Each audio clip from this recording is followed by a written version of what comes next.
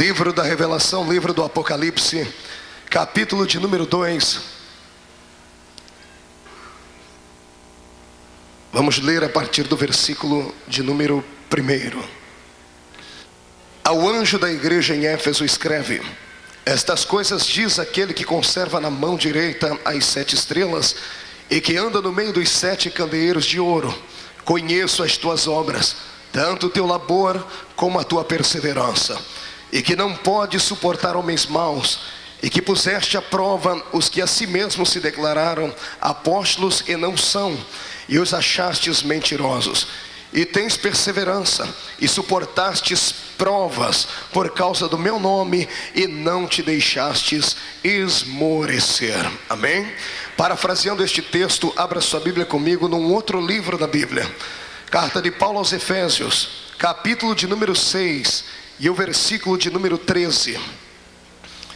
Carta de Paulo aos Efésios, capítulo de número 6 e o versículo de número 13.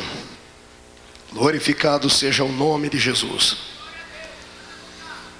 Está escrito assim: portanto, tomai toda a armadura de Deus, para que possais resistir no dia mau, e depois de terdes vencido tudo isto, permanecer inabaláveis. Amém, queridos? Fecha a Bíblia por um momento. Gostaria que você pegasse na mão do seu irmão que está aí do seu lado, e ao pegar na mão dele, apertasse com carinho até ele falar aleluia. Eu quero que você saiba que a mão que você aperta nesta noite é única em todo o universo. Existem 7 bilhões de seres humanos na Terra, mas não tem nenhuma mão igual a esta que você está apertando.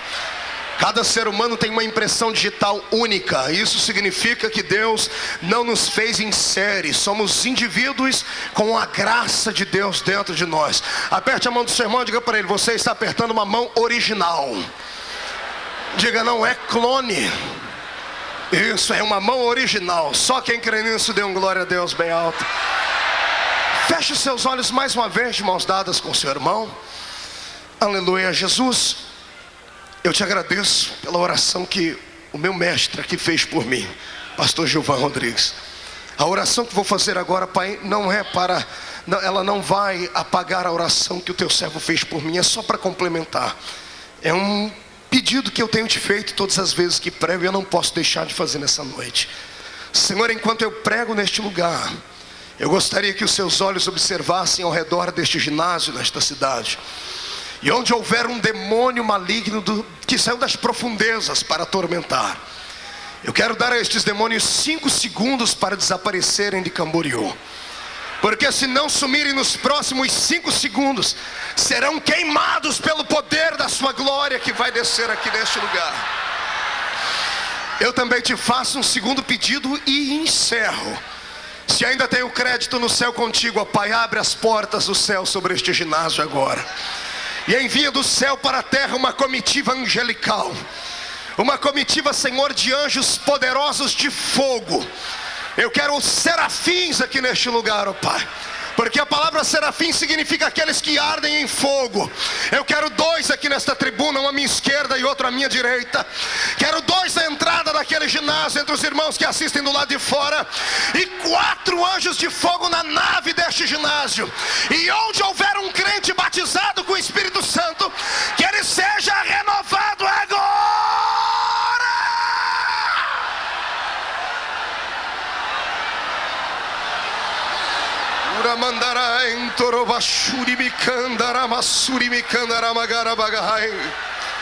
Senhor Deus, tu não precisas da minha ajuda para curar, tu não precisas da minha ajuda para batizar com o Espírito Santo. Tu és Senhor no céu e na terra. Me dá graça para falar a sua palavra, em nome de Jesus. Amém e amém. Os que podem, tomem o seu assento. Glória a Deus. Aleluia. Eu sinto a presença do Senhor aqui nesta noite. Eu sinto algo diferente no ar. Deus hoje tem um banquete preparado para aqueles que estão no meio do deserto. Se prepare para se alimentar e sair daqui com tanta alegria na alma, que ao chegares em casa não vai chegar andando lá, vai chegar voando na presença do Senhor. Queridos e amados irmãos em Cristo Jesus, nesta oportunidade única e singular de estar pregando aqui no encerramento do 22º encontro missionário dos Gideões da última hora, o Senhor colocou no meu coração, e foi uma briga muito grande, uma palavra muito poderosa. Uma briga por quê? Porque vir pregar numa festa como essa, com tantos príncipes de Deus, a gente que faz parte da nova geração, quando vê os grandes homens do Senhor pregar, a gente treme nas bases, treme as pernas, em respeito à unção e à autoridade que Deus deu a eles. Então a gente sempre procura uma mensagem daquelas que vai impactar, que a gente tenta impressionar com a mensagem. Mas depois que eu ouvi o pastor Gilvan pregar aqui ontem, aquela mensagem tão simples, mas tão carregada de Deus, eu disse: Senhor, eu não tenho que impressionar ninguém, eu tenho que falar a sua palavra e deixar o Senhor me usar daquele jeito que o Senhor me escolheu mesmo. E eu tenho certeza que hoje será um bálsamo sobre o seu coração, amém? Então, por favor, tenha paciência comigo. Hoje você vai ver um outro pastor Marco Feliciano pregar. Hoje eu pedi ao Senhor que não me desse aqui aquele envolvimento lindo, com uma mensagem transcendental, com uma visão do exterior do céu, como fez o profeta Ezequiel. Eu pedi ao Senhor que me desse graça para pregar aqui uma mensagem de uma unção interior, com aquela visão que Isaías teve de si mesmo. A mensagem desta noite não é para aqueles que foram abençoados durante todos esses dias, que já saltaram, que já gritaram, que receberam o seu milagre, que foram batizados com o Espírito Santo, que receberam a sua oportunidade para cantar, para orar, para ministrar neste púlpito. Não, o Senhor me mandou hoje pregar para aqueles que daqui a pouco vão estar pegando o ônibus, indo embora, vazios, porque não conseguiram o objetivo que vieram aqui buscar. A palavra dessa noite é para aqueles que ainda não glorificaram a Deus e que apanharam um pouquinho esses dias aqui, porque quando estamos no Espírito pregando, o pregador não gosta de ver ninguém quieto, e quando a gente vê alguém quieto, a gente bate mesmo, no incentivo de ver você gritar. Nesta noite eu tenho uma palavra para aqueles que não gritaram. Não é porque não estava sentindo Deus, não é porque é frio, é calculista, não, é porque só Deus sabe qual é o vale que a sua alma está passando.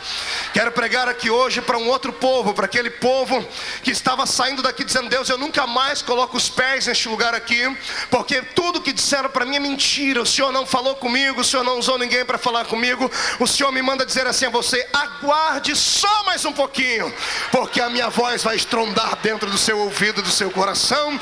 Quem acredita nisso, jogue a mão para cima e dê um belo e sonoro glória a Deus. Eu quero pregar hoje sobre o dia da provação. Grita comigo: dia da provação. Mão direita para cima, pegue no ombro do irmão que está do seu lado, fecha a mão no ombro dele, com carinho tira ele do lugar até ele ficar irritado, chacoalhando. Diga para ele: tu já foste provado? Não, pergunta para ele: já teve um dia da provação? Diga: não é uma provação, diga: é a provação. Se não foi, se prepare, porque o dia vem. Se está sendo, se prepare, porque vem o azeite. E junta comigo e dê um glória a Deus para o inferno inteiro. Eu tenho 2 textos aqui da Bíblia Sagrada. Em ambos os textos temos um endereço, apenas um endereço: a igreja de Éfeso. Temos o apóstolo Paulo escrevendo aos Efésios, e temos o próprio Cristo mandando João escrever aos Efésios. Parece que eu ouço o eco da voz de Jesus na empolgação de Paulo, e ouço o sentimento de Paulo na palavra de Jesus, no texto e nos textos que aqui lê. Quando Jesus usa João para falar aos Efésios, ele diz que ele tem visto os momentos de provações que eles têm passado, e tem visto que eles não têm parado, não têm entrado no momento de depressão espiritual. Eles têm passado pela prova de cabeça erguida.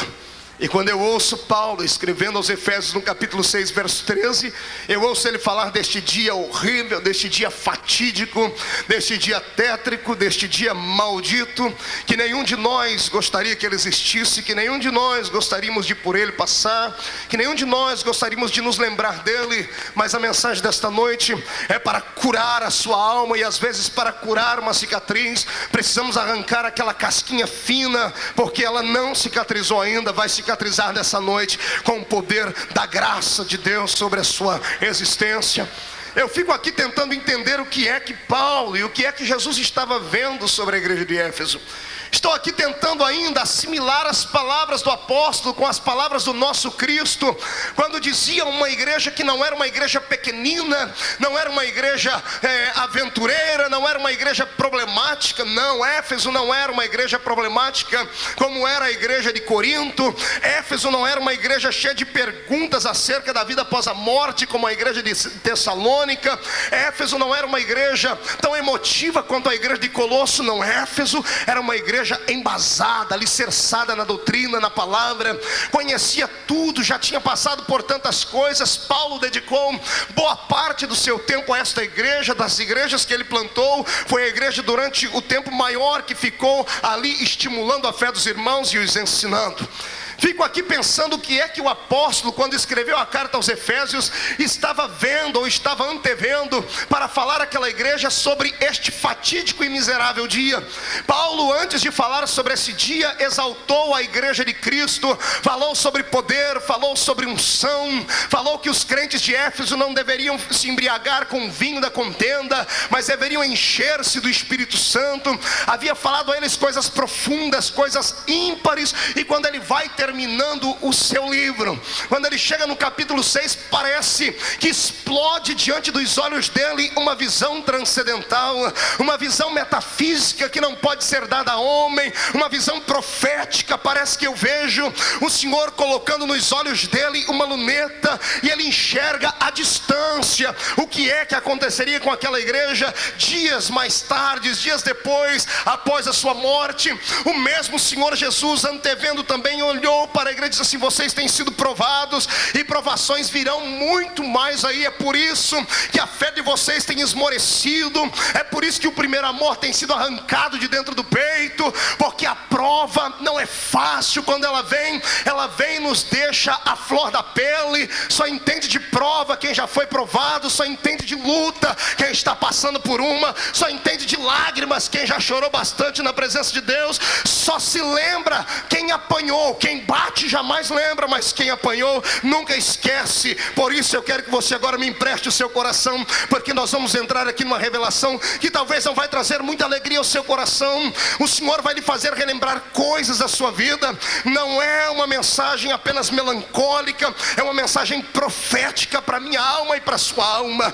Quando eu ouço aqui o apóstolo falando à igreja que eles iriam passar por um dia mau, eu começo a entender que era um dia de tribulação, que era um dia de dificuldade, que era um dia de provação. Seriam os dias em que aquela igreja seria queimada a fogo, seria destruída, os membros dela seriam arrastados pelas ruas, seriam colocados como palhaços, como espectadores diante das arenas, seriam ali vilipendiados, trucidados, cortados pelo meio, esfoliados vivos. O apóstolo antevia os dias de tribulação que estava vindo sobre a igreja, e ele deu a ela um conselho: estejais preparados para este dia. Quando eu ouço essa palavra, o meu coração treme, porque penso eu aqui que este dia não é o dia que todos nós esperamos por ele, não é o dia que nós colocamos na nossa agenda. Todos nós temos uma agenda, e eu tenho certeza que nenhum de nós reserva para a nossa agenda o dia da maldade, o dia em que nós seremos perseguidos, jogados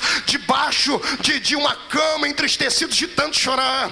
Nós não damos espaço na nossa vida para as lutas. Como pregador pentecostal que prego há 8 anos por misericórdia de Deus, vindo de uma escola onde aprendi que a igreja deve ser despedida do culto cheia de graça, cheia de poder. O crente não pode sair do culto com vontade de desviar, ele tem que sair com vontade de voltar para o culto. Os meus mestres me ensinaram assim. Todas as vezes que assisti os pregadores que aqui estão pregar, sempre os vi assim. A mensagem, a decolagem pode ser com dificuldade, talvez a altitude de cruzeiro também pode ter dificuldade, mas quando ela aterrissa, ela é perfeita, porque os crentes têm que sair do culto alegres e abençoados.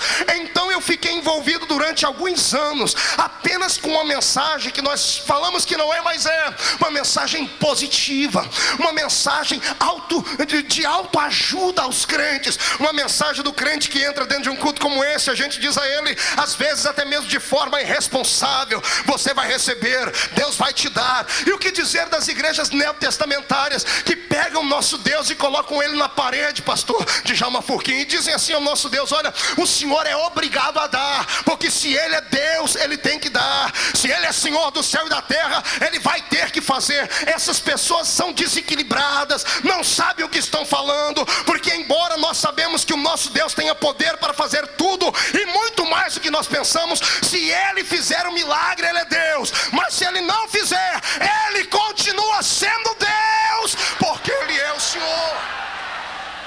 Aleluia.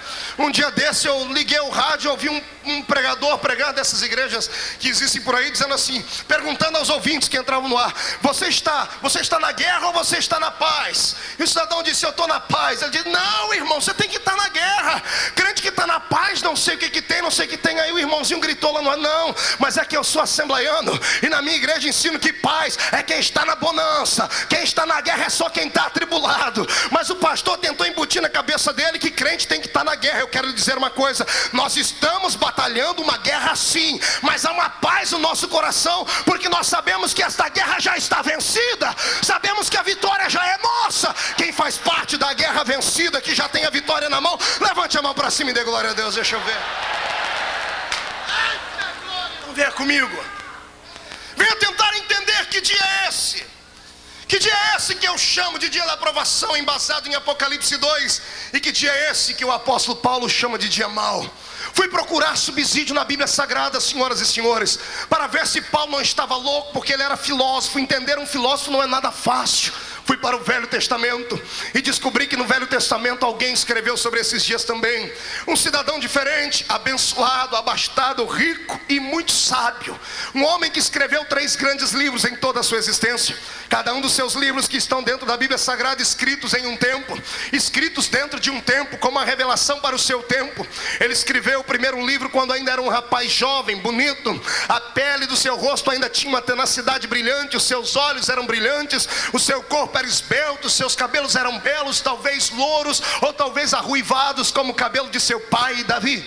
Estou falando de Salomão. E quando Salomão escreve o seu primeiro livro, ele escreve o livro de Cantares. Quem lê o livro de Cantares entende do que fala. Era um livro empolgante, é uma carta de amor. Quem escreveu aquele livro com tanta beleza poética só podia ser um coração apaixonado. Salomão, ao escrever este livro, ele não era um homem de meia idade, era um jovem empolgado com a beleza feminina. Dado a sua estatura de rei, pensava ele que podia ter tudo o que queria, e ele teve em sua existência 700 mulheres e 300 concubinas, mas por uma ele se apaixonou de uma forma diferente. Era esta sunamita, uma menina do interior do seu país, que havia vindo de outro país, com a cor da sua pele diferente. No meio do livro de Cantares nós lemos que ele chama a sunamita de Meilená. A palavra Meilená é negra como um carvão.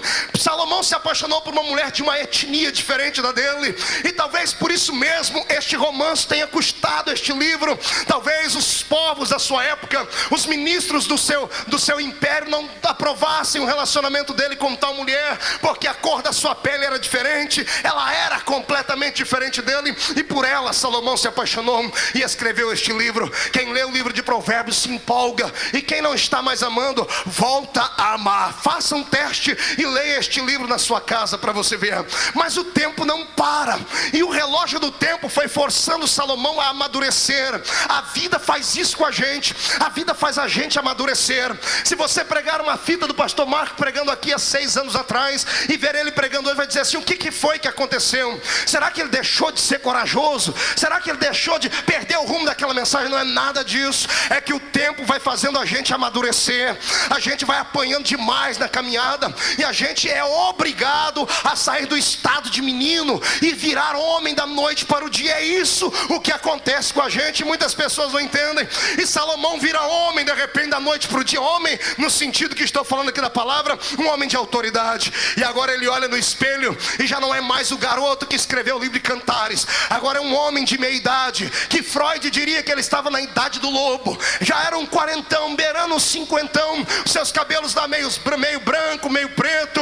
Ele agora já não pensa mais em galantear moças. Ele olha para os filhos que estão crescendo, e ele tem que deixar agora um legado para a sua posteridade. E este homem agora pega a sua caneta e volta a escrever. Agora ele não escreve com o coração, porque quem lê o livro de Cantares sabe que saiu de dentro do coração. Agora ele escreve com a sua mente, com a sua razão. Ele pega uma caneta e começa a escrever um livro de Provérbios. E quem já leu Provérbios sabe do que eu estou dizendo. Quem lê Provérbios e lê Cantares diz: não é o mesmo escritor, porque o livro de Cantares, o escritor de Cantares dizia assim: ó, como é belas curvas do seu corpo, ó sunamita. Agora o homem que escreveu o livro de Provérbios e diz assim: o homem tem que fugir de muitas mulheres, para que ele não perca toda a sua riqueza e coisas mais. Ele escreveu uma coisa no livro de Provérbios que faria qualquer jovem sair correndo. Por exemplo: melhor é o homem ir a um velório do que ir a uma festa. Quem é que prefere num velório ver um defunto do que numa festa beber Coca-Cola? Amados, eu entendo Salomão. Ele não estava escrevendo com o coração, estava escrevendo com a razão. A vida ensinou ele a isso, e ele sabia que quem ia a uma festa não pensava no amanhã. Quem vai a uma festa só pensa em se prostituir, em encher a cara e divertir ao máximo, e no outro dia arcar com as consequências das suas peripécias. Mas quem vai a um velório, quando olha para dentro daquele paletó de madeira, vê um cidadão que está ali, que é de carne e osso igual ele, feito da mesma matéria, amigo, cresceu junto ou é parente, diz: meu Deus, se esse aí morreu, amanhã serei eu que vou estar aí dentro. E a pessoa sai do velório pensando na vida, sai do velório de forma melancólica, chorando. Quer ver um exemplo? Quem é que já foi em velório de alguém que morreu de acidente de carro? Levante a mão para eu ver. Você lembra como foi que você saiu do velório? Você saiu do velório triste, saiu do velório parado. Você engatou a marcha do seu carro e não acelerou demais, respeitou todo sinal de trânsito, parou em todo semáforo, abriu espaço para todo mundo passar, porque a prudência brotou na sua mente. Você olhou para aquele carro e lembrou: opa, o meu amigo morreu por imprudência. Era este Salomão que estava amadurecendo e escrevendo o seu segundo livro. Mas o relógio do tempo não para. Diga para o seu irmão: o relógio não para, e o tempo continua. E depois que o tempo continua, num belo dia, acredito que foi numa bela manhã, olhe para cá e prepare o lenço para começar a chorar comigo.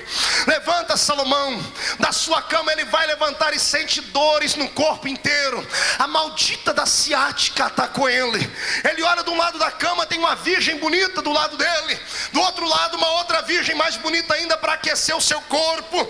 E quando ele olha para si mesmo, ele se sente um inválido, ele se sente um homem já passado do tempo. Ele pega agora o cetro com o qual ele exerceu um reinado, e ele não usa mais o cetro para apontar para as pessoas. O cetro agora serve como uma amuleta, como uma bengala para ele. Ele se levanta e vai para o banheiro. Quando chega no seu banheiro, lá está um espelho. E quando Salomão olha para o espelho, ele toma um susto. Por quê, pastor? Porque ele olha para o espelho e o que ele vê não lhe é muito seguro. O que ele vê lhe dá muito tristeza, porque ele não vê mais o garoto que conquistava 700 mulheres e 300 concubinas. Ele não vê mais o homem que influenciava rainhas que vinham de longe para vê-lo. Ele não é mais o homem de meia idade que está escrevendo livros sendo aplaudidos agora. O que restou foi uma carcaça. Os seus olhos estão avermelhados e cheios de cataratas. Os seus dentes estão amarelados e tortos. Os seus cabelos esbranquiçados. A pele está cheia de mancha. Ele olha para suas pernas, estão cheias de varize. As unhas estão amareladas, estão parecendo que estão ficando roxas. Ele olha para aquele espectro que está diante do espelho, ele toma um susto, e de repente ele ouve a voz da sua consciência dizendo assim: há um tempo para tudo na terra, há um tempo para tudo nessa terra. Ele levanta dali, vai para a mesma escrivaninha que ele escreveu a carta para a sunamita, vai para a mesma escrivaninha que ele escreveu o legado para a posteridade de Provérbios, pega a caneta agora com a sua mão trêmula, escreve o mais poderoso livro que ele já havia feito na vida, o livro de Eclesiastes. E ele começa o Eclesiastes dando a mim e a você uma lição de vida que ninguém gosta de ouvir, que ninguém gosta de aceitar como conselho. Ele começa o livro dizendo assim: olha, vaidade, vaidade, tudo é vaidade, tudo passa, a beleza física passa, a inteligência passa, o reinado passa, a experiência passa, os homens passam, os amigos vão embora, a única coisa que fica é aquilo que é imaterial, é aquilo que a terra não pode quer comer. O que sobra é a experiência viva de um Deus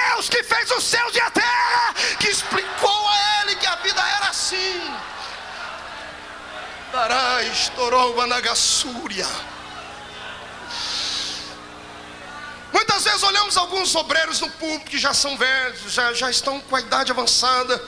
E às vezes eu já pequei muito nisso. Olhar para trás e falar assim: irmão, abre a boca, grita, faz alguma coisa, esboça alguma reação, sua geladeira humana. E não é assim. O tempo chegou. Foi embora o vigor. Foi embora a vida. Foi embora a robustez. E o que fica nesse corpo são experiências traumáticas.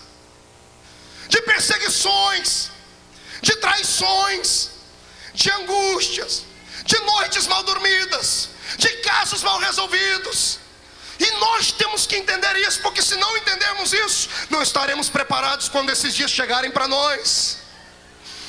E Salomão continua escrevendo: há um tempo para tudo na terra. E lágrimas descem sobre os seus olhos e pingam em cima do papel que ele está escrevendo. Ele diz: há um tempo de nascer, mas há um tempo de morrer. Há um tempo de plantar, mas há um tempo de arrancar tudo que se plantou. O coração dele está acelerado. Ele sabe que está faltando pouco tempo para ele dormir no Senhor. E ele pega e escreve o versículo mais lindo do livro, Eclesiastes 12:1. Lembra-te do teu Criador nos dias da tua, antes que venha os... Olha os maus dias aí. Que dia é esse? Está preparado? Vem comigo. O dia da aprovação. O dia mau é aquele dia, senhora, senhorita, que a senhora se casou, contraiu núpcias com este rapaz bonito que hoje é seu esposo, e cheio de sonhos, cheio de vida, começaste a plantar para depois colher. Arrumou um método contraceptivo para que uma gravidez não bloqueasse os seus sonhos da escola, para que não bloqueasse os seus sonhos como empresário, para que não bloqueasse o seu sonho de ter antes uma casa própria, para que não bloqueasse o seu sonho de ter um carro. E de repente o Senhor lhe abençoou, veio a casa financiada, veio o carro, e agora sentou com o marido e disse assim: agora é a hora de termos um bebê. Lindo. Aí vem o dia mau. O dia mau é aquele que você tentou ter um bebê, engravidou, ou tentou engravidar, mas não havia semente viva dentro de você. Não tinha como gerar um filho. Meses se passaram, anos. Foi ao médico, o médico disse: olha, eu tenho uma notícia triste para lhe dar. Você nunca vai poder gerar um filho, porque você é estéril. Você jamais vai poder ter a alegria de ter um bebezinho no colo e dizer: esse é meu. E aí você voltou para casa. Aí aconteceu o seu dia de provação, porque você é crente, porque você vai para uma igreja onde prega-se o milagre, porque você vai para uma igreja e ouve todo dia alguém dizer: vai acontecer. E acontece na vida do A, acontece na vida do B, e não acontece na sua vida.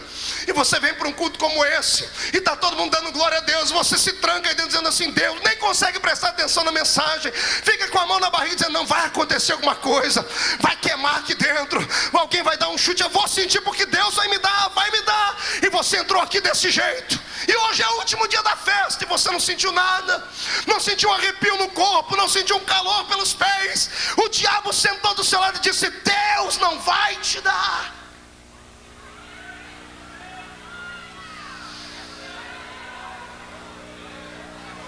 E aí está você agora, tentando entender os porquês da vida, tentando saber porque o irmão ali em cima já voou ontem, o irmão ali já gritou, e você não sente nada. É por causa disso. O dia da aprovação não se explica, se aceita. O dia da aprovação não escolhe homens com estrela na testa, ele vem para todos. O dia da aprovação vem para separar entre nós os dois grupos de crentes que existem: aqueles que glorificam a Deus por aquilo que Deus vai dar, e aqueles que glorificam a Deus por aquilo que Ele já deu. O dia da aprovação vem para o Senhor colocar você numa balança para ver se você serve a Ele apenas por causa de troca. Se você vai: eu vou fazer isso se o Senhor fizer aquilo. Ou para ver se você mesmo, não recebendo nada, tem coragem de levantar a mão para cima e dizer: eu sei que Ele vive, e que Ele pode, que Ele faz e que Ele é. Não tente entender, aceite. Meu telefone tocou uma madrugada dessa, do outro lado da linha uma mulher rindo, sorridente. Assim, pastor, a sua vida mudou a nossa família. Eu disse, por quê? Quando estivestes aqui nos Estados Unidos, pregando aqui na nossa cidade, o nosso filhinho pequeno de 2 anos e meio, Ryan viu o senhor pregar, trocou as fitas dos desenhos americanos para ouvir as suas fitas. E ele fica na frente da televisão dando golpe de karatê, igual o senhor dá. E eu fiquei feliz quando vi isso. Ela disse, ele fez a gente comprar um suspensório. Glória a Deus por isso, eu fiquei feliz também. Terminou aquela telefonema, desliguei, a minha alma ficou cheia, eu fiquei vaidoso. 3 meses depois, liga do mesmo lugar, o mesmo país, a mesma mulher. Só que agora ela não está rindo, ela está gritando do outro lado, era de madrugada. Gritando, pastora! Eu falei, por quê? Quem é que está falando? Eu falei, é Núria. Eu falei, o que foi, Núria? Pastor, eu estou dentro do hospital. Eu estou de frente com a porta do necrotério. Eu estou vendo pela janelinha de vidro o meu Ryan deitado numa cama, uma rampa fria. Pastor, Ryan teve um pequeno probleminha de respiração. Trouxe ele para fazer uma inalação e ele morreu. Tentaram ressuscitar ele, deram 26 choques no peito dele e ele não voltou. E o médico me abraçou e disse assim, filha, Deus sabe todas as coisas. E eu estou ligando para o senhor, porque naquele dia que eu liguei, eu achei que Deus ia fazer do meu filho um pregador. Eu achei que um dia ele ia estar pregando nos Gideões como o senhor. Mas o meu Ryan está deitado ali, pastor, me dá uma explicação, ora para Deus ressuscitar ele. Você pensa que eu não orei? Pensa que eu não dobrei meu joelho de madrugada, peguei o telefone, eu gritei. Eu pedi, eu orei. Sabe como é que o senhor me respondeu?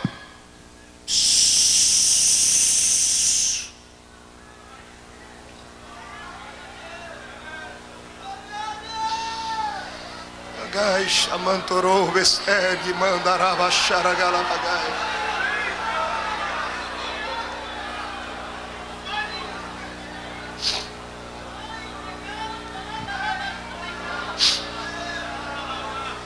Explicar.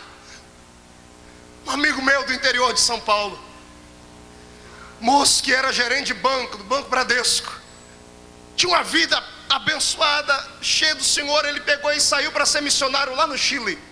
Foi através de uma missão brasileira.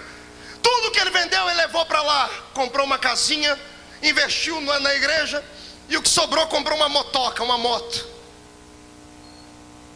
Um belo dia ele despede da família e diz assim, eu vou atrás da montanha ali, porque eu tenho que levar ceia para os irmãozinhos que nós ganhamos dali. E ele sai de casa e nunca mais volta. A polícia encontrou o corpo dele no outro dia, caído, morto, sem sangue, com as pernas quebradas, o braço direito quebrado, e um rastro no chão como de uma cobra, por uns 100 metros. Fizeram a reconstituição e chegaram à seguinte conclusão: quando ele estava passando perto da montanha, um grupo do Sendeiro Luminoso, para brincar com ele, deram uma rajada de metralhadora. Um tiro pegou no ombro esquerdo e jogou ele para o chão. Ele caiu da ribanceira com a moto e tudo. Na queda quebrou as 2 pernas, quebrou um braço, ficou desacordado por um tempo. Quando voltou em si, escureceu, ele não enxergava mais o caminho de nada, não podia andar e saiu se arrastando. O sangue esvaiu todo por aquela ferida do tiro. Eu fiquei imaginando o dia que a mulher dele contou a história. Como é que foi as últimas horas desse moço? Porque ele não morreu na hora. Como é que foi a última conversa dele com Deus? Você acha que ele não pediu para Deus mandar Gabriel ali? Você acha que ele não pediu para Deus mandar Miguel, mandar um anjo, um querubim, um serafim? Você acha que ele não pediu? Você acha que ele não pediu para o Cordeiro Santo, que curou tanta gente, para ir ali curar ele? Pelo menos mandar um carro lá em cima para alguém socorrer ele, porque se socorresse ele estaria vivo. Ele orou a madrugada e sabe como é que o Senhor respondeu para ele?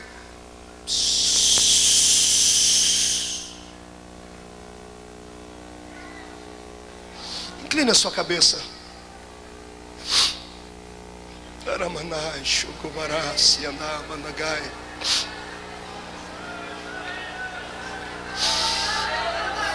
Eu pedi a Deus para deixar o meu lado de evangelista de lado hoje. E quero ser fiel nessa palavra.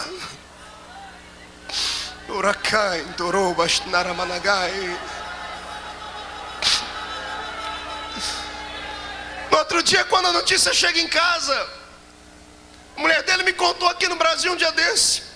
Tinha uma filhinha de 5 anos. A família chegou e disse: você tem que dar notícia para sua filha. E ela sendo diante da menina e falou assim: filha, lembra da historinha que o papai contava sempre? Qual, mamãe?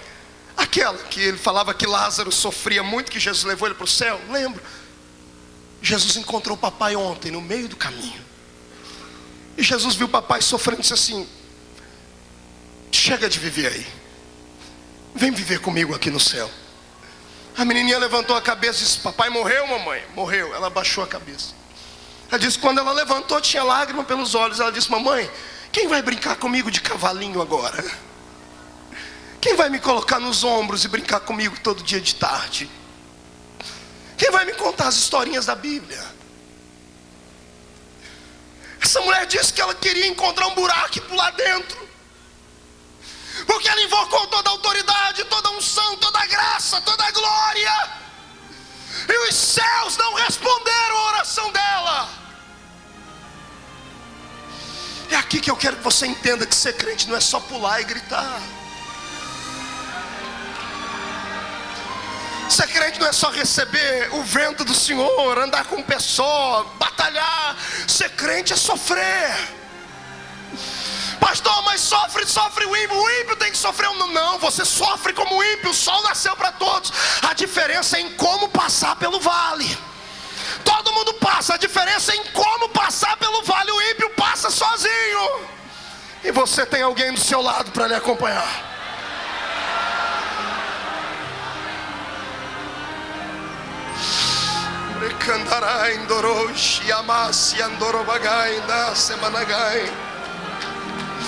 O seu dia da aprovação, querido, foi o dia em que tu acordaste de manhãzinha, deu um beijo na esposa, foi lá no berço, deu um beijo naquela criança especial. Eu já te digo porque ela era especial. Aí quando você terminou de dar o beijo no berço na criança, levantou a cabeça e olhou pela janela, e lá fora estava o filho do seu vizinho, com a roupinha da escola, com a bolsinha escolar do lado, e o pai levando ele para pegar o ônibus. E você olhou para o seu dentro do berço, paralítico, tetraplégico, com hidrocefalia, doença de mongol. O bebê que Jesus te deu é especial, tem uma anomalia nele. Ontem tinha uma mulher aqui com uma criança, juntamos aí mais alguns pastores, oramos, e a gente ficou chorando entre nós, dizendo assim: por que Deus não cura? Aí você olhou para o filho do ímpio: por que o filho do ímpio tem saúde e o meu não? Por que a vida do outro é melhor do que a minha? Aí, como é que uma pessoa dessa dá glória a Deus num culto desse? Me diga. Fala para mim, senhorita. Fala para mim, pastor. Tem anos de teologia. Fala para mim. Não podemos pregar de maneira irresponsável. Acontece. Mas não é regra. Nem todo mundo que está no nosso meio vai receber o seu milagre. Nem todo mundo que está no nosso meio vai ser batizado com o Espírito Santo. Nem todo mundo que está no nosso meio vai ser um grande pregador. Não vou ser irresponsável para lhe dar falsas esperanças e amanhã você ficar frustrado, não. Mas eu quero dizer que ainda que isso não aconteça, isso não te impede de ir para o céu. Paralítico ou não, cego ou não, mudo ou não, doente ou não, você é herdeiro do céu.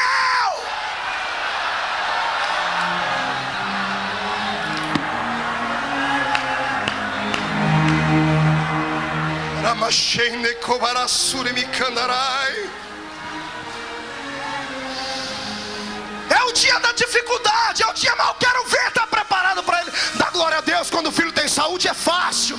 Dar glória a Deus quando o carro tem combustível é fácil.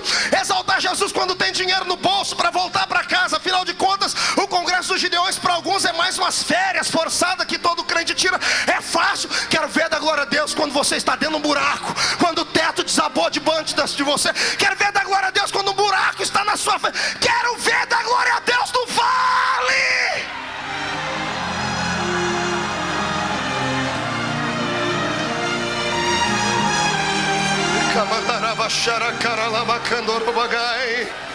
Isso é uma mensagem séria.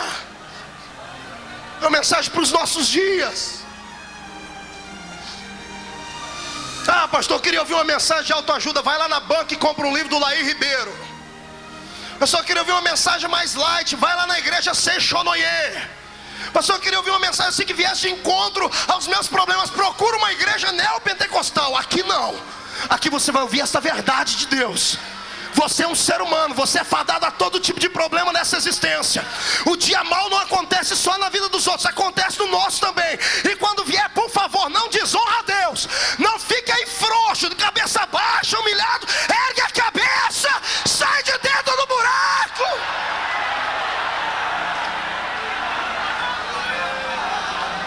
Abaixar a candorobanai.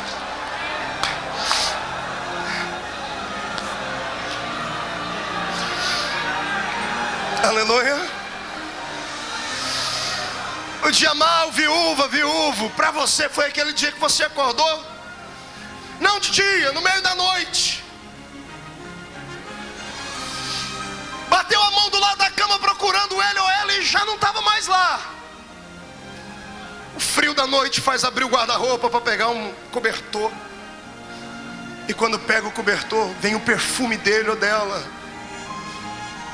E na calada da noite, sozinho, sem um pastor para orar por você, sem ninguém, tu sente saudade dele, dela. Dobra o joelhinho na beira da cama e fala assim: papai do céu, por que o senhor levou ele?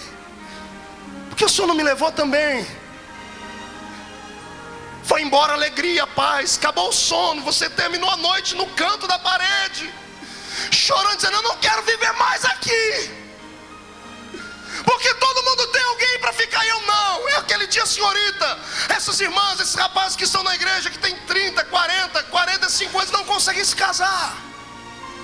E o diabo diz para você: você não conseguiu porque você é feio, é isso, é aquilo. Jogou um complexo de inferioridade tão grande dentro de você, que você não consegue se achar bonito quando olha no espelho. Eu venho hoje em nome de Jesus Cristo te dizer uma coisa: o Espírito do Senhor vai fazer algo pela tua vida, mas você tem que esperar. Por favor, não desanime, não dê ouvido aos outros, não dê ouvido ao demônio, não dê ouvido ao diabo. Continua com a sua fé nele, em nome de Jesus. Vai passar.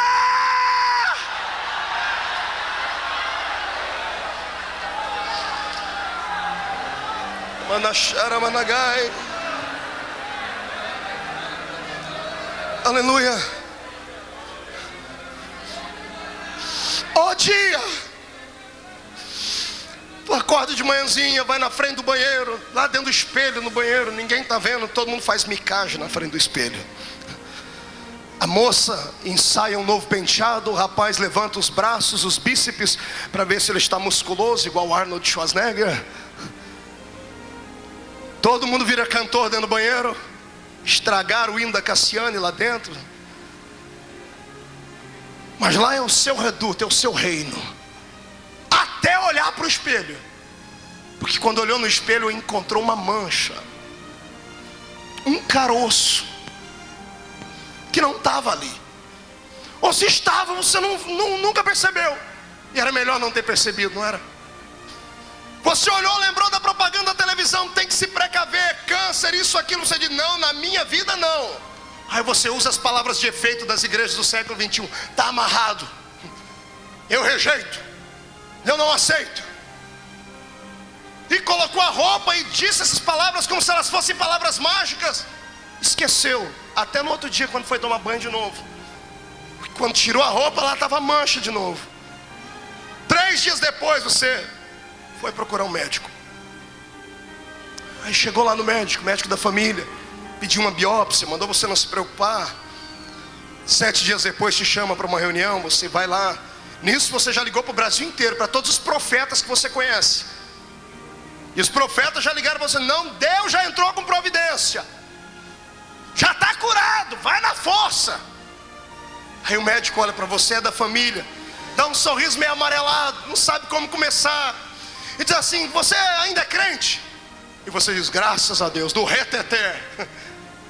Ele olha para você e diz assim: parabéns. Pelo que, doutor? Eu não tenho doença. Não, parabéns, porque você foi escolhido por Deus para ser provado. Você tem uma doença no seu corpo que a medicina não achou cura. E o médico começa a dizer: mas não desespera, tem a quimioterapia, tem a radioterapia, calma, vai dar tudo certo. E ele está dizendo isso, e quando ele disse isso, você sumiu de dentro do consultório, só ficou o corpo ali. O espírito saiu, você ficou lembrando da sua infância, dos seus sonhos, seus projetos. Você queria ser isso, ser aquilo, mas agora essa doença vem e coloca uma vírgula na tua vida. E o médico te despediu com receituário, você saiu lá de dentro, não sentiu o calor do sol, não sentiu o cheiro do perfume da comida do restaurante, não viu o amigo que passou e buzinou no carro. Você queria sumir dali, você queria um lugar para gritar. Chegou em casa, não olhou para a mãe, para o pai, para o irmão, para o filho, foi para o quarto, lá no seu escritorinho. Foi na tua delegacia da queixa. Dobrou o joelho e deu queixa para o nosso delegado. Lá de cima: papai, por que essa doença veio em mim? Nessa hora você chama Deus e Deus não vem. Você grita e o céu se fecha. Aí o diabo vem, o intruso, metido a besta, vem e fica do teu lado, dizendo: cadê o teu Deus? Cadê o Deus que cura? Cadê o Deus que usou o pastor Gilmar lá no sábado, que arrancou o colete da moça, que revelou? Cadê ele? Cadê?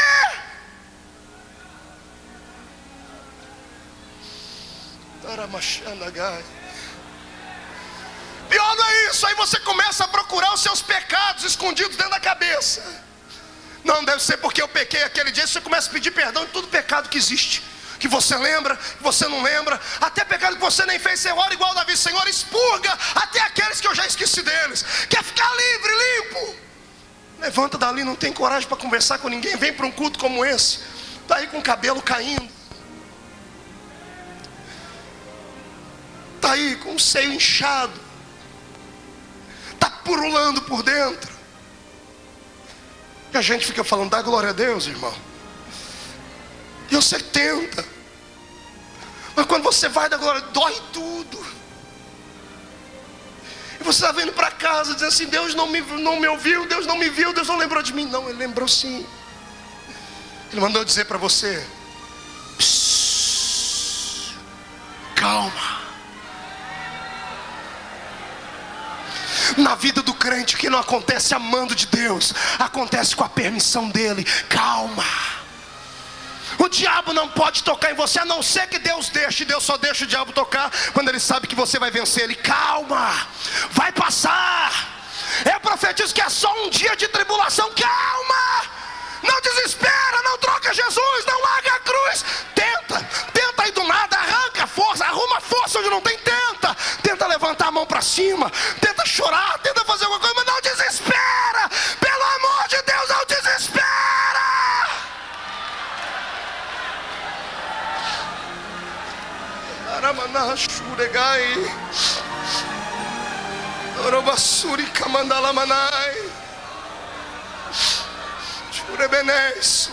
Eu estou ouvindo gemidos. Gemido dos anônimos que estão no meio desses milhares que vêm aqui, por aqueles que ouvem através das rádios, da Rádio Melodia de São Paulo, que está transmitindo também, daqueles que ouvem pela internet, que está aí no Japão, não sei aonde, está aí morrendo, definhando. E o diabo diz que não há jeito. Eu tenho uma palavra diferente: você está sendo provado. Deus só prova quem Ele quer aprovar. Dá um tempo, vai passar. Vai passar, diga para o seu irmão: vai passar. Não, levante a mão, faz melhor. Levante a mão, faz um carinho nas costas dele. Diga para ele: vai passar. Diga: vai passar. Andarasha kabarabashure kabalabakandarabashara.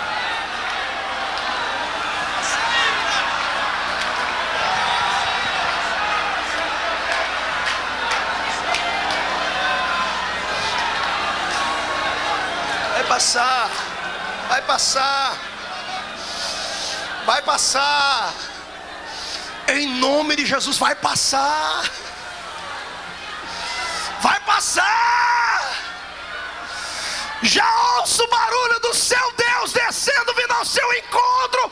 Vai passar.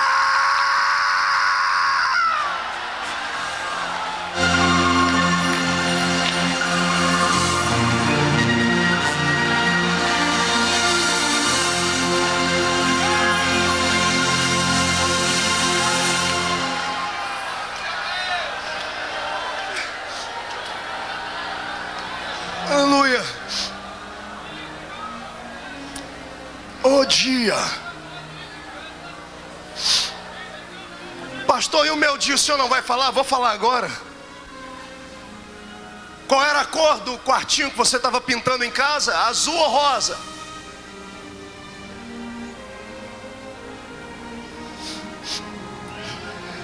Era azulzinho ou rosinha? Era uma cantora ou um profeta que você havia profetizado para o ventre da sua esposa? Vai nascer. Aí quando a barriga já estava grande, você já tinha se familiarizado, conversado com ele já tinha dado um chutinho na barriga. Alguém lá em cima do céu, sem perguntar para a gente, sem mandar um e-mail avisando, sem telefonar, acha por bem que o bebê não pode nascer.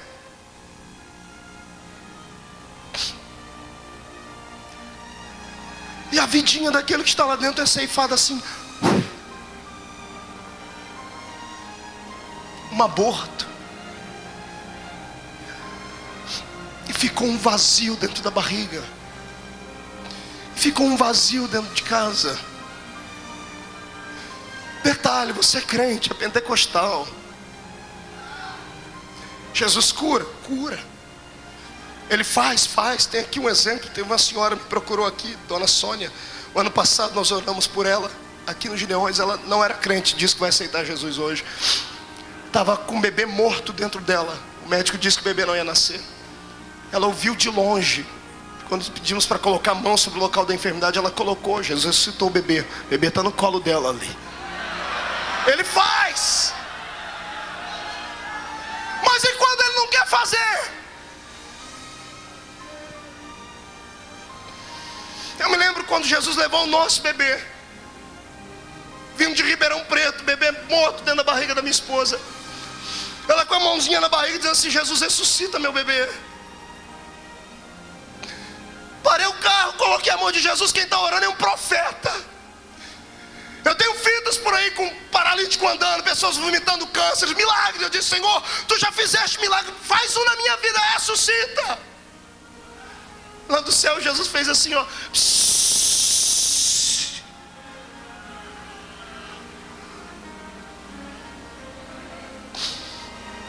Quem é que explica? Não dá para explicar. É o dia da aprovação. É o seu dia. É o seu dia, cantor, que veio para cá, gastou tudo que tinha, não conseguiu cantar aqui. Ficou olhando aí de cima, brigando. Falou: por que alguns têm tantos e a gente não pode cantar um hino? É o seu dia. Ele está te provando.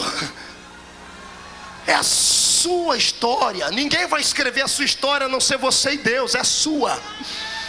O Senhor escolheu você para passar por isso. Então, por favor, levante a cabeça, sacode a poeira, dá a volta por cima. Porque você não é um pé rapado espiritual, não. Você é filho de Deus. Oh, pastor, mas eu queria ter um testemunho para contar. Calma, vai chegar o dia. Mas por enquanto é para você orar e gemer. Vai dizendo ai, vai dizendo ui, vai sentindo dores, vai sentindo contrações. Daqui a pouco, em nome de Jesus, o milagre vai nascer. Mas enquanto ele não vem, pelo amor de Deus, jogue essa mão para cima, dá um grito de glória a Deus, explana a sua alma.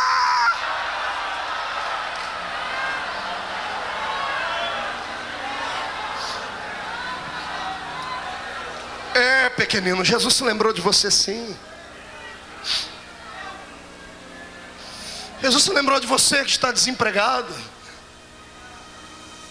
perdeu o emprego para vir para os Gideões, não sabe como é que vai voltar para casa e cuidar da família. Jesus conhece você, pai de família, ficou desempregado tem 2, 3 meses.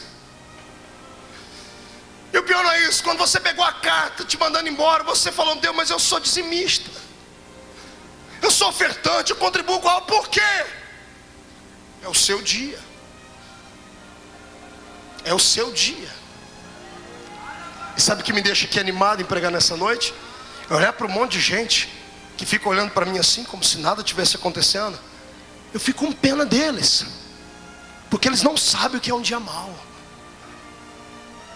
Fico com pena porque vai chegar o deles. Pastor, o senhor está me amaldiçoando? Não, estou lhe precavendo. Vai chegar. E quando chegar, se você não tiver estruturado, tu vai ser vencido. Vai soprar um vento maldito em cima da sua vida e você vai sucumbir, vai cair por terra. Então o que é que eu faço, pastor? Encha a sua botija agora. Encha a sua alma de fé. Encha a sua alma de gozo. Faz igual os 3 meninos lá na fornalha. O rei falou: vou aquecer 7 vezes, se não glorificar meu nome, vou lá, vou mandar vocês para, vão morrer. Os 3 olham um para a cara do outro, chegam à conclusão e dizem: fica tu sabendo, ó rei, que o Deus que nós servimos pode soprar nisso aqui, pode fazer chover dentro da fornalha, pode mandar uma água e apagar o fogo, mas ainda que Ele não nos livre do fogo, nem assim vamos te servir, porque a nossa fé é inabalável.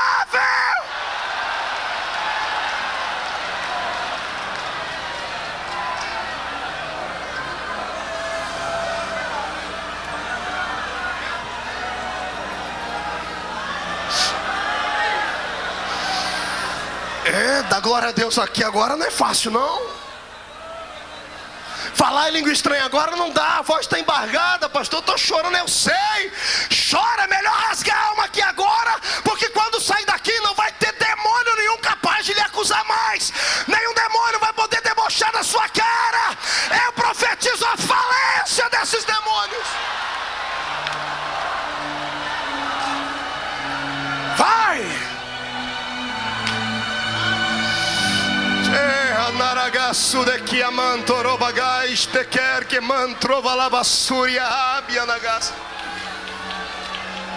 Eita Deus!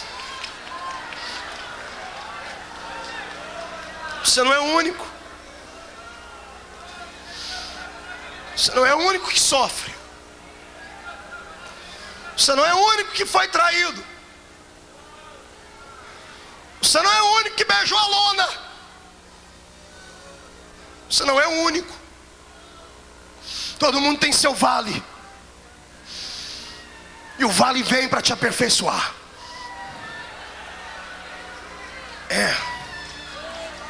Geme mesmo, irmã. Grita e deixa ela gemer. Você não sabe o que ela está sentindo. Deixe ela.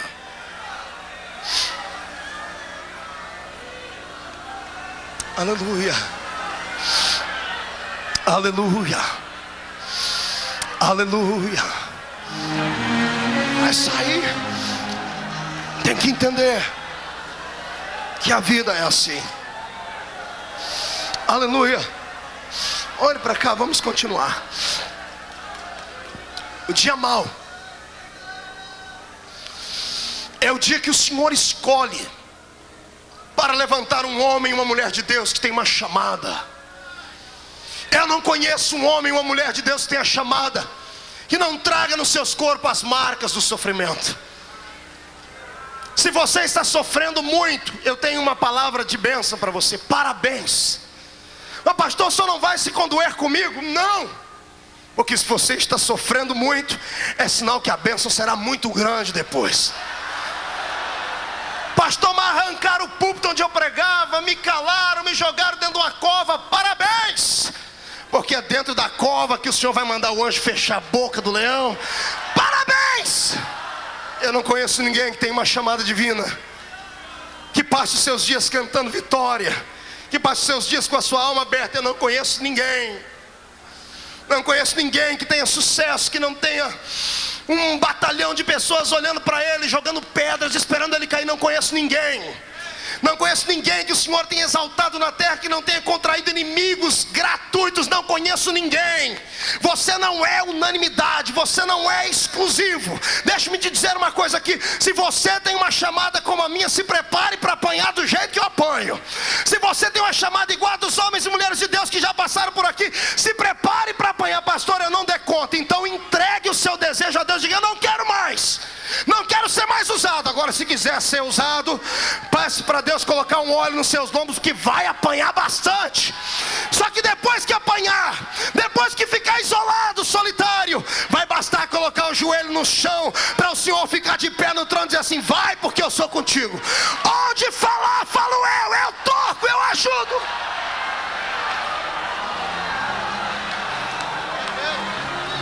Meu Deus. Tem um homem chamado Mefibosete na Bíblia. 2 Samuel 4:4. Leia depois na sua casa. Oh, vida desgraçada teve esse menino. O avô foi rejeitado por Deus. O pai morreu na mão dos inimigos. E quando chegou a notícia em casa, vem uma mulher, agarra ele, a ama dele, a babysitter dele, sai correndo com ele de casa. Quando vai atravessar a porta, escorrega e cai. O menino quebra os 2 pés e fica aleijado para sempre.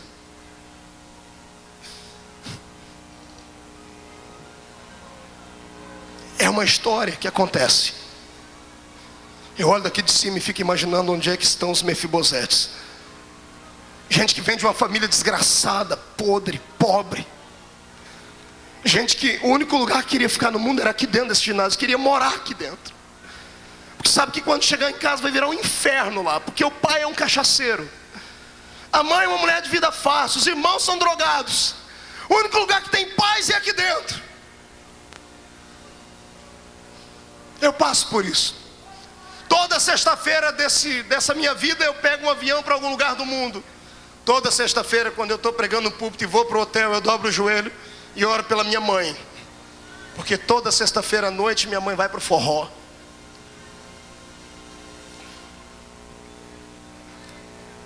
É a realidade. Jesus salva todo mundo por onde eu passo. E lá em casa, Ele não salvou minha mãe. Eu disse a Ele: Senhor, por que o Senhor não salva? O Senhor diz: exatamente por isso, para você saber que quem salva não é você, sou eu. Não é você com a sua palavra, sou eu com o meu espírito. Então vai chegar a hora dela, mas enquanto não chega, ora por ela. Pastor, eu estou aleijado. Está igual o Mefibosete, eu sei. É uma história, faz parte da vida. Tem gente aqui que se lembra de Sansão. Depois de ter feito tanto, terminou sem nada, quase. Está amarrado a uma moinha, torcendo uma moinha como um jumento faria. Está com a cabeça raspada, está com o olho vazado. Está todo mundo olhando para ele: aquele ali não era um herói, agora é um palhaço. Quantos heróis que foram transformados em palhaços estão no nosso meio? Quanta gente vazia de uma expressão, vazia. Quanta gente anônimo. Quanta gente que tombou. E quem é que não está sujeito a isso? Faz parte da vida. Pastor, eu não posso desviar? Não. O que eu faço? Se segura. O vento vai passar. Daqui a pouco você vai estar de pé de volta. Daqui a pouco seus inimigos vão olhar para você e vão ver assim: o que foi que aconteceu com ele? Daqui a pouco vão esquecer. Porque o ser humano tem memória fraca. E eu profetizo que a glória do segundo templo será maior do que a glória do primeiro.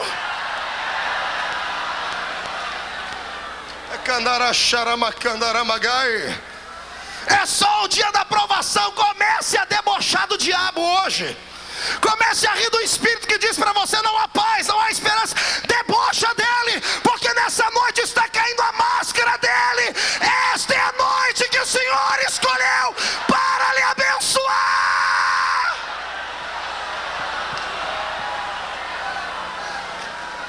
Meu Deus do céu. Levante as duas mãos para cima. Levante as duas mãos para cima quem está tendo um dia mau, quem está passando por um dia de dificuldade. Levante as duas mãos para cima quem está sendo provado. Porque como profeta de Deus agora, eu digo assim em nome do Senhor Jesus: onde houver uma mão levantada para cima, esta mão é dona de um corpo que está sofrendo, sendo maculado, sendo extirpado, sendo estripado. Eu profetizo que vem um bálsamo de Gileade sobre eles agora, que vem uma unção que conforta e que consola. E onde houver alguém sentindo dores de morte, que receba o toque do Espírito Santo até começar a adorar. Agora, agora, agora, agora.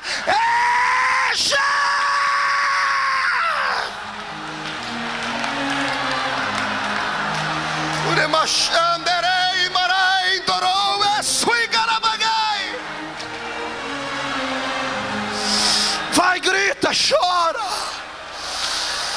Indesse, mandará baixuri migai.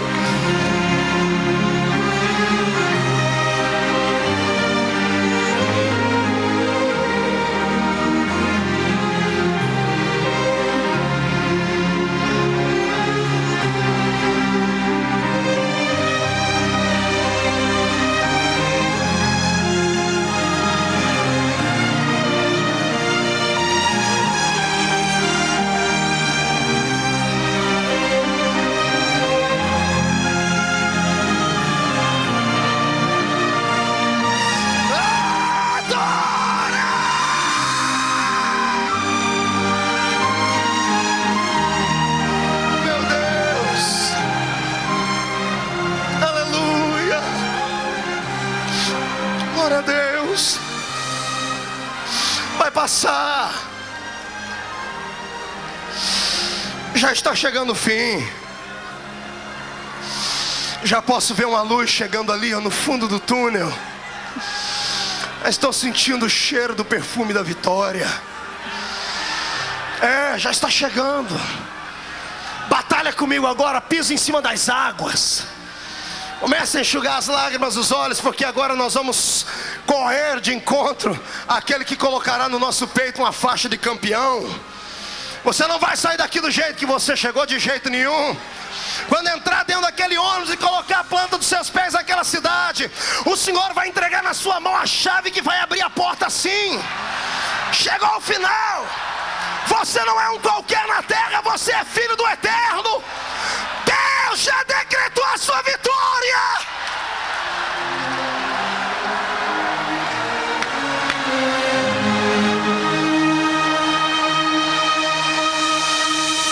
É só um dia mau. Ouviu, querido pastor? Pastora, missionária? É só um dia mau, pastor Gilmar, vai passar. Eu acredito que vai passar. Eu profetizo em nome de Jesus que vai passar. Eu sinto que ele já está passando. Já sinto que o Senhor vai lhe dar uma unção de graça tão grande daqui a pouco, que esse lugar aí vai ficar pequeno onde você está. Eu profetizo em nome de Jesus Cristo que você vai agarrar o diabo pelo chifre hoje. Vai esfregar o focinho dele no chão e vai voltar para sua casa dando gritos de glória, porque o Senhor te vocacionou para a vitória.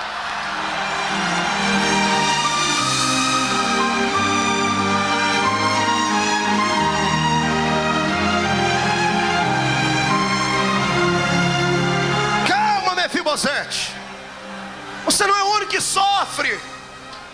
Pastor, tem mais alguém que sofreu? Ixi. A Bíblia é o livro dos sofredores.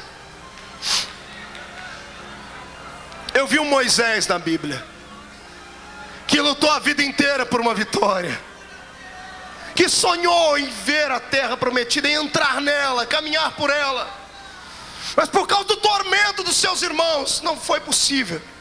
Ele está em cima do monte, está de frente à campina que havia naquele lugar, está olhando a terra prometida, e o Senhor dizendo para ele: viu ela? Viu com os olhos, mas não vai para lá. Oh, dia de desgraça. Senhor, mas eu sonhei com aquela terra, eu lutei por ela, mas para lá você não vai. É a palavra do Senhor. É um menino chamado Elias que aparece pregando em Israel, cheio de unção, cheio de poder, cheio de intrepidez, e chega dizendo sem ninguém mandar: olha, segundo a minha palavra não vai chover mais aqui. Gente, isso era para dar ibope, porque o céu fechou. Mas ao invés do Senhor olhar para ele e dizer assim: Elias, fica de pé porque eu vou te abençoar agora, filho. Fica de pé porque eu vou te dar agora uma coroa. O Senhor diz para ele: Elias, levanta e te esconde. Mas Senhor, é profeta, vai se esconder, porque senão vão te matar, vai esconder. Foi o ministério perseguido mais rápido que eu já vi na Bíblia. Pregou uma profecia só. Teve que se esconder. Você não é o único que sofre. Vocês não se lembram de Jó? Teve que pegar na mão da alça de 10 caixões e enterrar os 10 filhos. Teve que ver a mulher virar as costas para ele. Teve que pegar um caco de telha e coçar a sua ferida. Não podia chorar porque as pálpebras estavam carcomidas da doença. Não podia conversar com ninguém porque parecia um cadáver vivo, féretro, fedendo. Era um dia de dificuldade, era o dia da aprovação. Mas o dia da aprovação, ele dura só um tempo. É um tempo e passa. E quem vence a aprovação, daqui a pouco encontra o dia da vitória ali na frente, ó. Está preparado para dar glória a Deus agora? Olha para o irmão e diga: agora limpa as lágrimas. Era isso que eu queria ver você chorar. Queria ver o Espírito Santo trazer você de volta à sensibilidade. É claro que alguns não têm sensibilidade para entender esse tipo de mensagem. Querem grito, querem pulos. Deixa eles para lá. Eu falei que ia pregar para quem não havia recebido nada ainda. Então é para você. Se eu fosse você, eu sim dava glória a Deus, chutava a boca de Satanás, e ninguém tem nada a ver com isso.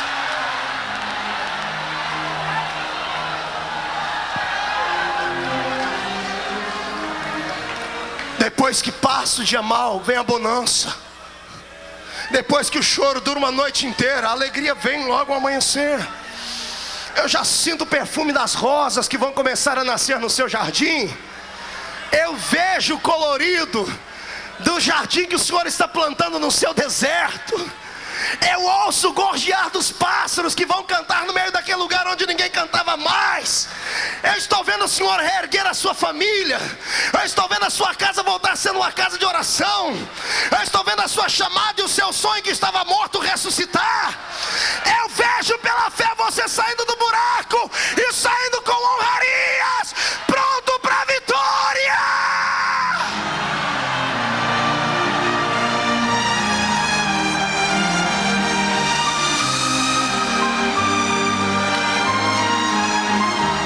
Mefibosete ficou aleijado, o avô foi rejeitado, o pai foi morto, teve que fugir, teve que se esconder. E um belo dia lá na frente, o rei Davi está sentado no trono dele, vê que está tudo uma bênção, em paz, em bonança, e ele se lembra do seu velho amigo Jonatas. E ele diz assim: será que não sobrou ninguém da família de Jonatas para que eu possa abençoar? Aí alguém diz: Senhor, sobrou um aleijado. Como é? Sobrou um aleijado, filho de Jonatas. Os pés dele não funcionam, está lá, torto. Senhor, a praga foi grande, porque além do avô ser rejeitado, o pai morto, o neto ficou aleijado. E só de traga o aleijado aqui. E lá vem o aleijado, não sei andando de que jeito, pé torto, tudo quebrado. Chega diante do rei, ele se dobra, e o rei diz assim: Mefibosete. Ele diz assim: fala que o teu servo ouve, rei. Eis-me aqui. Mefibosete: sim, senhor. Tudo quanto foi do teu avô e do teu pai, tudo que lhe foi roubado, ele foi tirado, eu lhe devolvo hoje, eu te restituo. Ele toma um susto: mas Senhor, quem é o teu servo para receber isso? Não acabou a bênção, tem mais o que foi. A partir de hoje, todo café da manhã, todo almoço e toda janta, você vai aqui sentar comigo na mesa do rei, vai comer comigo, vai se alimentar comigo.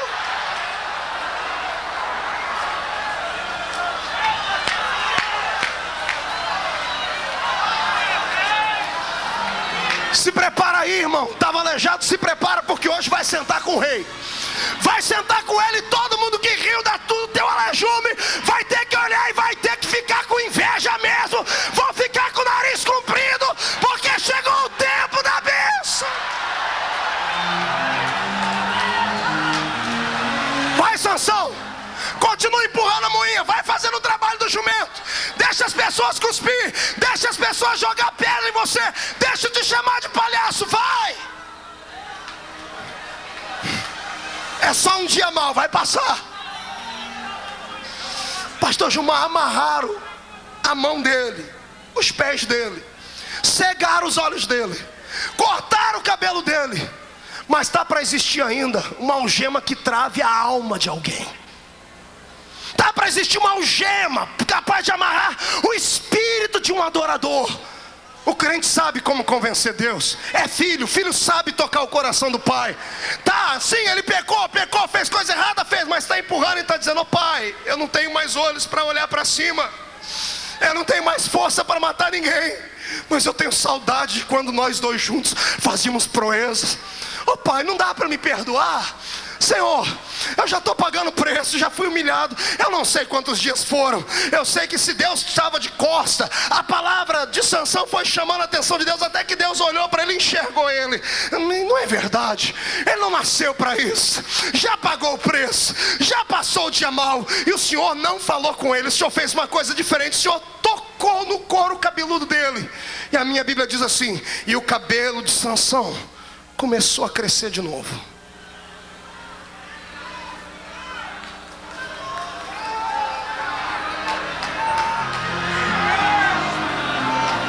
Prepara para receber uma palavra profética, levante as mãos. Eu profetizo que nesta noite, onde você estiver me ouvindo, começa a nascer uma nova experiência entre você e Deus. Há um novo pacto em andamento. Eu profetizo que o seu cabelo volta a crescer hoje. Recebe em forma de profecia, porque aqueles que te olharam de cima para baixo, se quiserem te enxergar amanhã, vão ter que colocar binóculos nos olhos, porque você vai voar. Vai voar.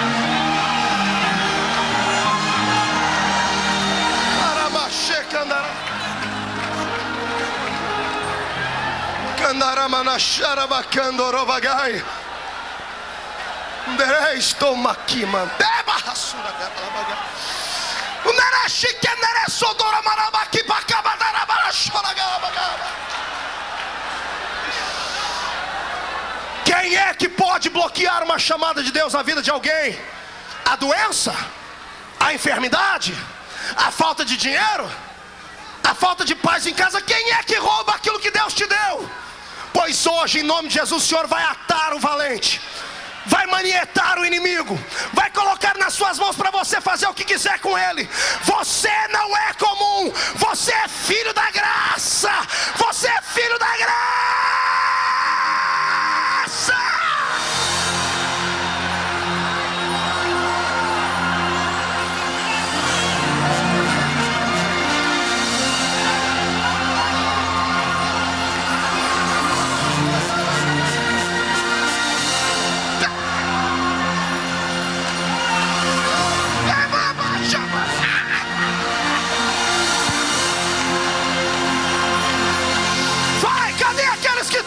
Pelo sucesso, dê um pulo pra cima e glorifica.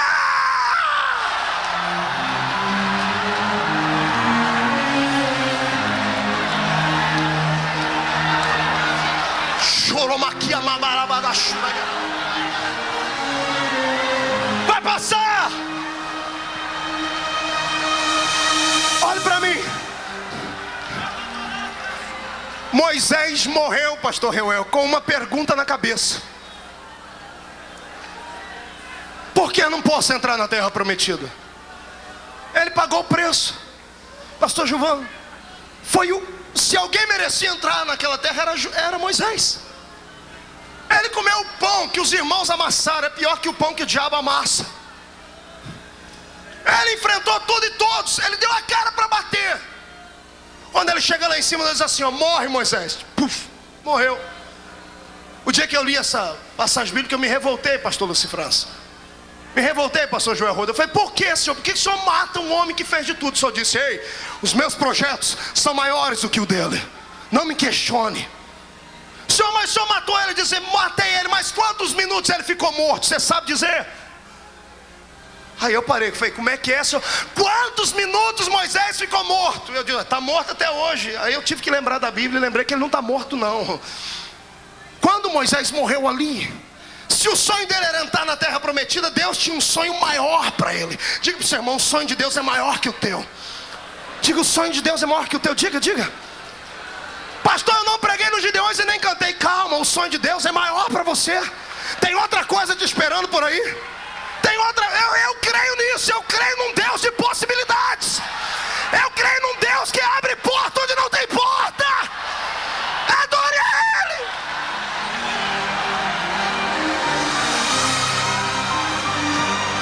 Quando o corpo de Moisés tomba na terra e o Senhor o sepulta, o espírito de Moisés não tomba.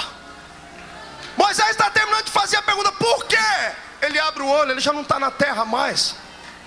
Está de frente do trono de Deus e o Senhor com os dois braços abraçados, com os dois braços escancarados, dizendo assim, bem-vindo Moisés.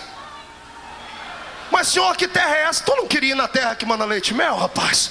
Esta aqui é a terra que mana leite e mel, para todo sempre, para toda a eternidade. Moisés, o que você queria ficar fazendo o que lá na terra? Ah, Senhor, eu queria ir lá para Campina, fazer uma cadeira de balanço, ficar curtindo as minhas doenças, ciática, osteoporose, artrite, artrose, reumatismo, catarata. Eu queria lá, ficar como velhinho pescando. O Senhor diz, Moisés, eu tenho um rio da vida para você ver aqui em cima. Eu tenho uma casa, um palácio preparado para você. O meu sonho é maior que o teu. Ô pastor, não me engana não, Moisés queria ir em Israel. Calma, o Senhor levou ele lá. Ele foi lá. 2 dias depois. Pastor, que loucura é essa? Que a minha Bíblia diz que 1000 anos para o Senhor é como um dia, e um dia para o Senhor é como 1000 anos. 2000 anos depois, 2 dias depois, Moisés já viu o céu, viu tudo. O Senhor diz, Moisés, tu vai fazer uma visita agora aonde, Senhor? Lá na terra que mana leite e mel. Senhor, você não sonhou? Eu realizo o sonho dos meus filhos. Quem paga o preço pelo seu sonho, quem passa pelo vale, quem passa de cabeça erguida, não fica sem receber prêmio, não fica sem receber pagamento. Deus não deve para ninguém. 2000 anos depois, ou 2 dias depois, Jesus está andando na terra, escuta uma voz do céu falando com ele. Pois não, pai, só um minutinho. Pedro, Tiago e João, vamos subir ali. Aonde, Senhor? Vamos lá no Monte da Oliveira? Vamos no Monte... Não, nós vamos no Monte Tabor agora. Monte Tabor, vocês no futuro vão chamar ele de Monte da Transfiguração. E Jesus chega e fala, fique aí os 3. Jesus estica os braços, e a minha Bíblia diz que Jesus se transfigura. O rosto dele brilha como o sol, o seu corpo cintila. Ele se eleva da terra e aparece 2 homens para falar com ele. Quem se lembra o nome deles? Moisés e quem? Vamos esquecer o Elias. Quem foi que apareceu para ele primeiro? Diga o nome, quero ouvir, eu não vi. Moisés, mas ele não morreu? Quem foi que apareceu? Moisés. Então quer dizer que Deus realiza o sonho do ser humano? Quer dizer que vale a pena passar pelo vale? Ele queria entrar na terra e entrou. Eu profetizo em nome de Jesus que a porta que Deus abriu para ti, quem tentar passar por ela na sua frente vai morrer, porque é tua. Deus abriu o mar vermelho para o povo dele passar. Quem tentou passar no meio morreu. A porta que Deus abriu é tua, se prepara para entrar por ela. Jesus vai começar a colocar sapato de fogo nos seus pés, porque vai caminhar pelo tapete da revelação da graça. É o tempo de cantar.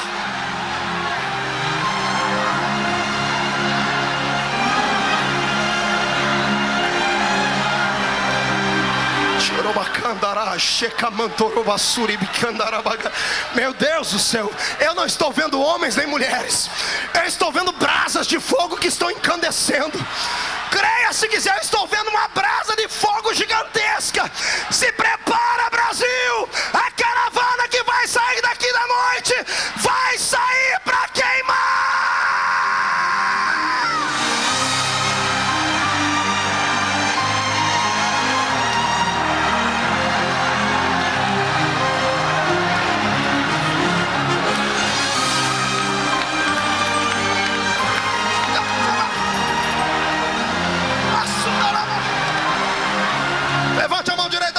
bate no peito. Bate no peito, não, estufa essa barriga murcha aí. Isso, estufa o peito. Olha para o seu irmão e diga assim: o problema é seu se não acreditar. A minha aprovação está acabando. E daqui a pouco eu não vou ter mais que correr atrás da bênção. Se a bênção quiser ser abençoada, ela é que vai ter que correr atrás de mim, porque passou.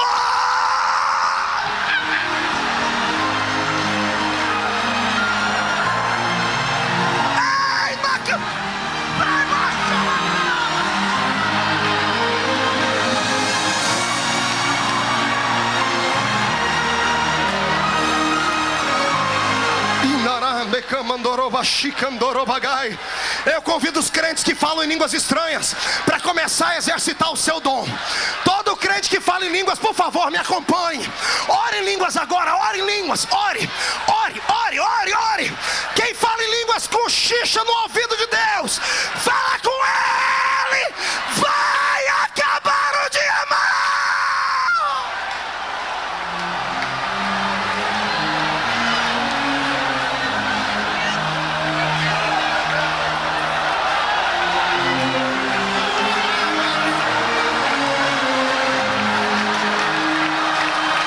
Esse rapaz de bigode e óculos, dê um passo à frente, por favor. Pare aqui, levante as duas mãos para cima. Pastor Gilmar, por favor, pegue na cintura dele, por trás, nos ossos dele. Isso, aperte as mãos sobre os ossos deles.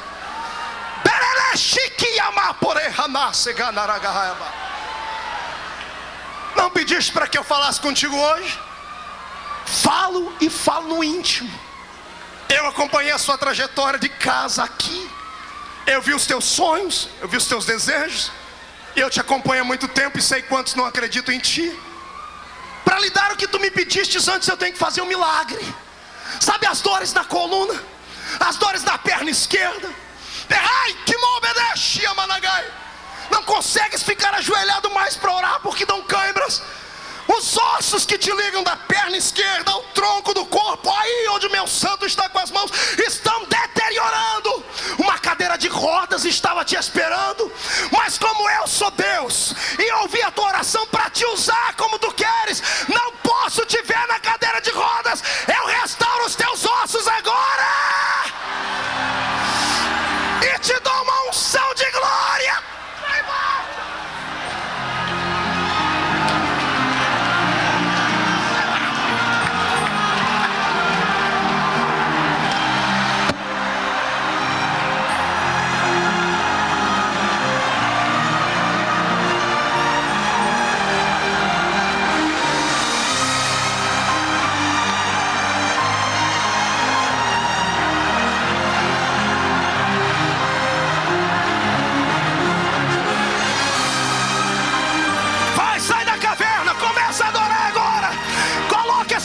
De lado, a AIDS de lado, coloca a enfermidade de lado, diga para ela: acabou o seu tempo, é tempo de adorar.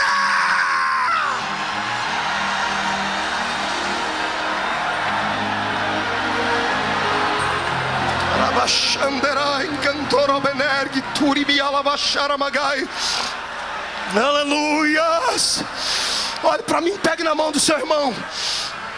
Meu Deus, querido, parece que rompeu o som aqui. Meu Deus, pastor Reuel. Ei, pegue na mão do seu irmão e escute uma coisa que eu vou lhe dizer. Eu estava esperando o pastor Cizino chegar para ele ouvir. Pastor Cizino, no ano passado, no domingo à noite que eu terminei de pregar aqui, 2 horas antes de vir para o púlpito, eu recebi uma ligação no meu celular. Até que eu deixo o celular desligado agora. Um cidadão lá em São Paulo me ligou, disse que era crente, tentando me extorquir. Ele pediu 30 mil reais, na palavra dele, para não acabar com o meu ministério. Eu achei que era uma deboche, pastor Gilmar, desliguei o telefone. Ele ligou de novo e insistiu. Eu disse: ô meu amigo, escute que eu não tenho tempo para brincar. Ele disse: não, espera aí, o senhor acha que é brincadeira? Deixa eu lhe dizer o que vai acontecer na sua vida. Eu já não tenho mais nada com salvação. Eu tenho uma família podre, tenho uma irmã que é prostituta. Já conversei com a minha irmã, ela está disposta a ir num programa de TV, falar que você dormiu com ela e você não pagou. E o Ratinho e o programa do João Kleber já receberam a matéria e estão interessadíssimos. Pastor assembleiano dorme com a prostituta e não paga. E desligou o telefone dando uma gargalhada do inferno.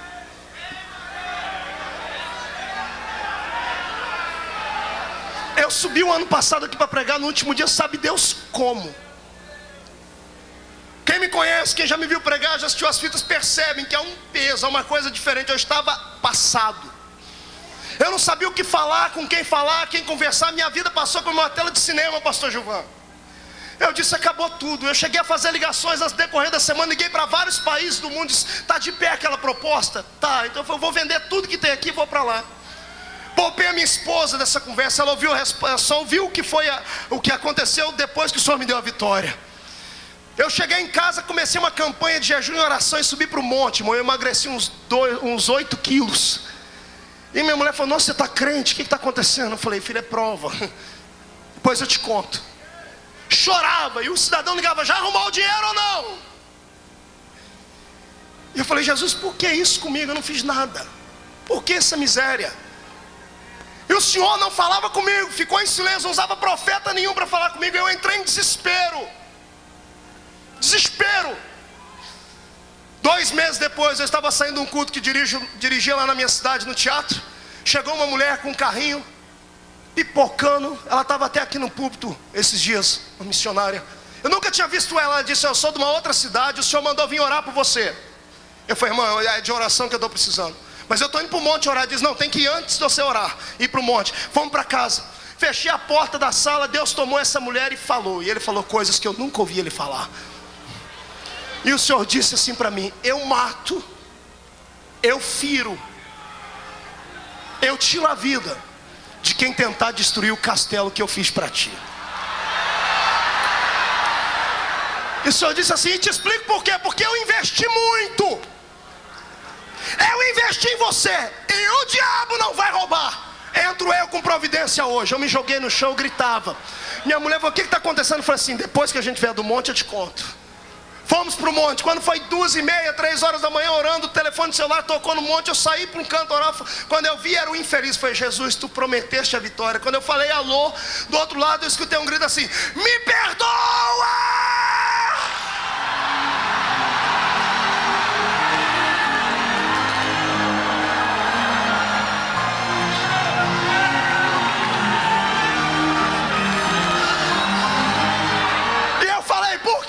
Porque eu cheguei em casa agora do baile, eu estava no baile, fui tomar banho pensando na grana que você ia ter que me dar. Quando eu passei a mão no cabelo com shampoo e tirei a mão, estava todos os meus cabelos na mão, eu fiquei careca.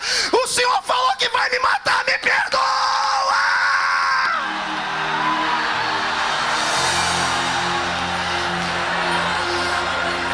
Caramana chacandora barabalaba surica mandarabalaba xarabacandara bagaralaba xarabagai remeandere suica magueroba xide remerabaga rata cantara chamada Gácia na cantara xanarabagai.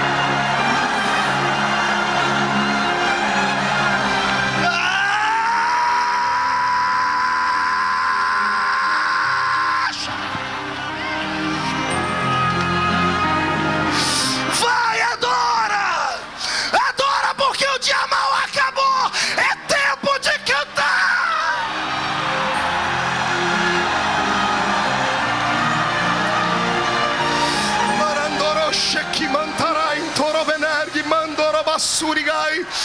Olhe para mim, você não é comum. Você não é comum.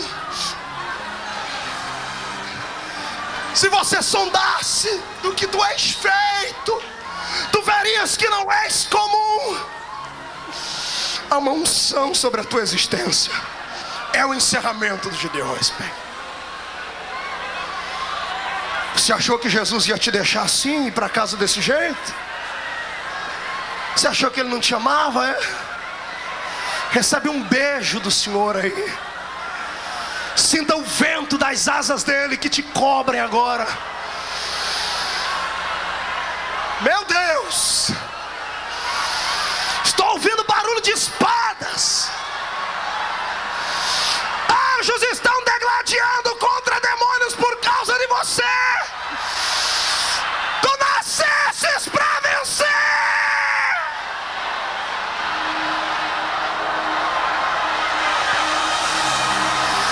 Pegue no braço do seu companheiro.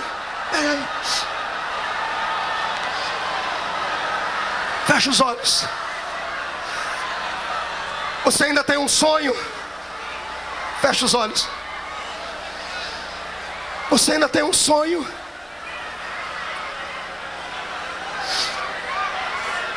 O dia da tribulação roubou o seu sonho. O dia da provação te fez ficar longe dele. Vai voltar agora.